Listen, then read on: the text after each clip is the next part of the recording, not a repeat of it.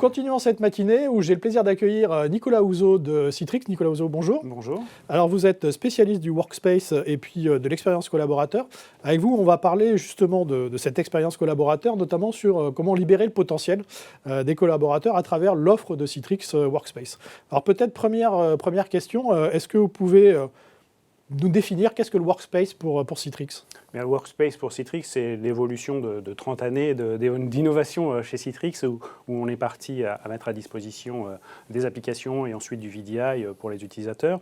Et puis donc on était sur un mode un petit peu ancien à mettre un portail à disposition des utilisateurs, donc le simple portail. Et aujourd'hui on bascule dans une nouvelle typologie de mise à disposition des ressources pour l'utilisateur, où là on va intégrer l'ensemble des ressources, unifier l'ensemble des ressources, rendre simple cet accès, puisque avant votre poste de travail était votre espace de travail, votre workspace, vous aviez des applications unitairement installées dessus, etc. Et là on va regrouper l'ensemble de ces applications, l'ensemble des données, les mettre à disposition à l'utilisateur. Et une fois que tout ceci a été centralisé, on va pouvoir effectivement apporter de nouvelles fonctionnalités comme de l'intelligence et organiser et mettre à disposition l'information en temps réel pour l'utilisateur. Donc lui simplifier son parcours du début à la fin et avoir une interface unique pour l'utilisateur, ce qui va probablement lui permettre d'utiliser ceci de différentes manières. Alors dans le titre, on a vu, il y a marqué « Libérer les potentiels ». Est-ce qu'on va revenir sur ce titre? C'est quoi les potentiels qu'il faut libérer? Eh bien, c'est toute la force de travail que l'utilisateur peut fournir dans son temps. Ce n'est pas étendre son temps de travail, mais c'est bien sûr optimiser son temps de travail en productivité et donc mettre l'accent sur les tâches à valeur ajoutée et en passant moins de temps sur les tâches qui sont de type administrative ou d'authentification, par exemple. Habituellement, vous passiez peut-être plusieurs fois à vous authentifier dans la journée pour pouvoir vous connecter à vos différents outils numériques.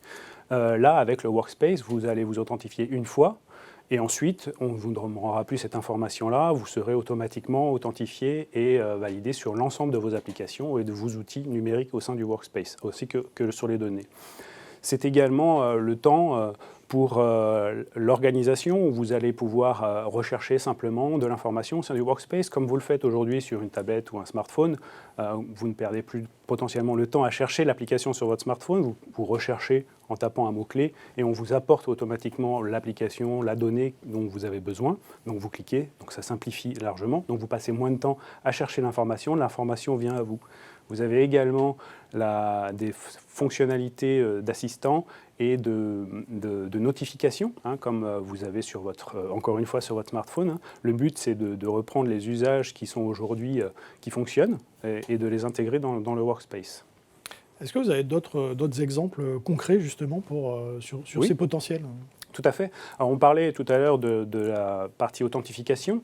Alors, le Workspace va prendre en charge ce qu'on appelle l'authentification unique. Donc, on vous demande une seule fois pour toutes une authentification.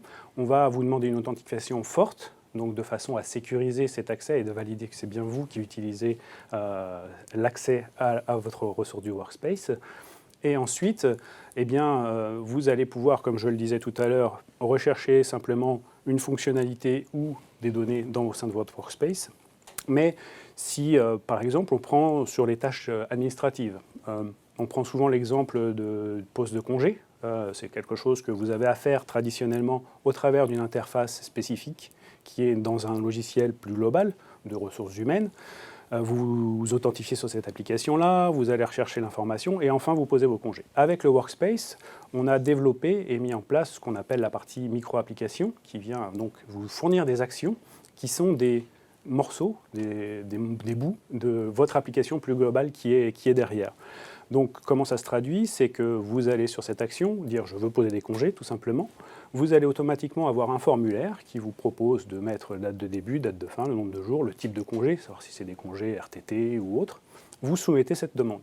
L'avantage de cette solution, c'est que la personne qui a validé à la fois ses congés va recevoir, lui, dans son Workspace, une notification lui disant que vous avez soumis des congés et qu'il doit les valider.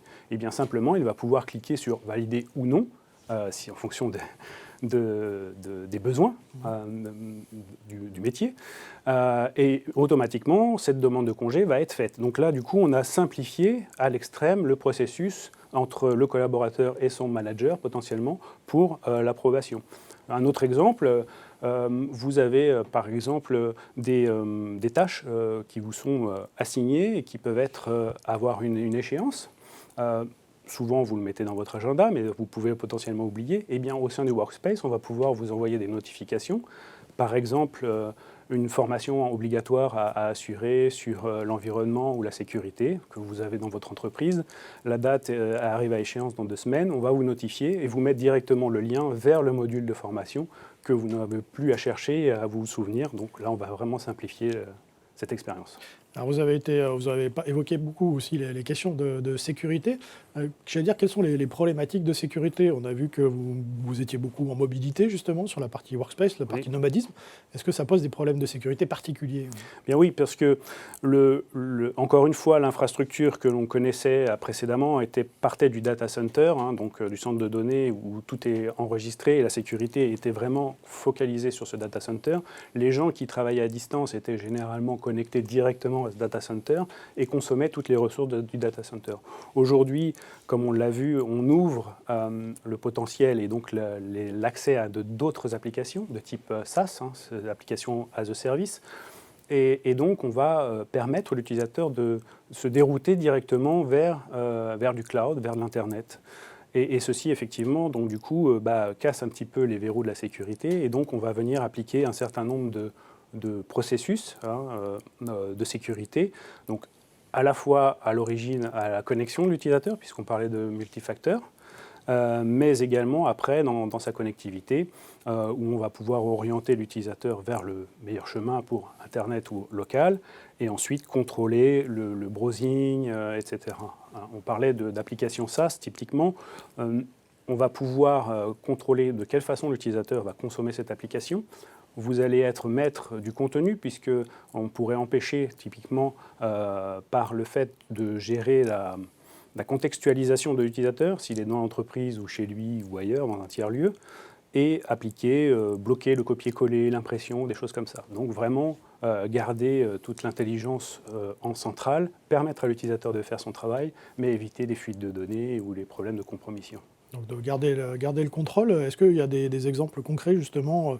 On a parlé du MFA, en tout cas de l'authentification multifacteur, du SSO. Est-ce qu'il y a d'autres éléments qu'on peut prendre en compte ou qu'on peut installer sur la partie sécurité? Oui, tout à fait. On a toute la partie qu'on a développée récemment autour de nos solutions historiques, qui sont la partie App Control, typiquement, où on va empêcher le keylogging local sur un poste de travail. Donc, si l'utilisateur utilise son application métier essentielle et que, à son insu, un keylogger est installé sur cette machine qui n'est pas sous le contrôle de l'entreprise, donc potentiellement être plus ouverte à des malwares et autres, eh bien, on va pouvoir appliquer un contrôle directement. On va pouvoir appliquer du watermarking, donc vous savez, cet affichage en fond d'écran où on va pouvoir mettre une information concernant l'utilisateur, son adresse Internet ou autre, de façon à éviter des copies involontaires par quelqu'un d'autre, etc. Donc ça, c'est tout un arsenal de sécurité, effectivement, qui sont mis à disposition. Alors Nicolas Houzeau, vous avez évoqué différents éléments en matière de sécurité. Je crois qu'il y a d'autres choses aussi autour d'un terme qui est à la mode, qui s'appelle le SASI. Le SASI, tout à fait. SASI étant un concept à multi-couches, Citrix dispose d'un ensemble de technologies qui répondent à ces différentes couches. On parle de Zero Trust Network Access, typiquement, où on va monitorer en permanence et ne pas faire confiance par défaut à ce que l'utilisateur fait et dit qu'il est, mais on va monitorer en permanence cette activité-là. On va effectivement appliquer tout ce qui est Secure Browsing, etc. Donc on va prendre en compte effectivement l'ensemble de ces aspects. On va aussi s'appuyer sur des partenaires tiers qui vont apporter de la technologie complémentaire en matière de sécurité, puisqu'on a effectivement nos briques de SD-WAN qui vont être un des modules de cette couche SASI pour orienter l'utilisateur et lui permettre d'avoir la meilleure expérience possible en termes de réseau, mais donc du coup appliquer la sécurité et toutes les couches de sécurité autour de ce modèle. Nicolas Houzeau, pour dernière question, si vous aviez un dernier conseil à donner justement aux spectateurs, ce serait lequel? Ce serait de pouvoir enclencher le plus rapidement possible une migration vers le workspace qui se veut être en fait un détachement et une décorrélation entre l'utilisateur, son poste de travail et l'endroit où il travaille. Le but, c'est de simplifier cet accès à cet environnement de façon à ce que l'utilisateur puisse retrouver l'ensemble de ses outils et données numériques dans un seul espace qui soit accessible de n'importe où et organisé de façon à lui rendre la tâche plus simple dans sa recherche d'informations au quotidien. Nicolas Houzeau, merci beaucoup. Merci.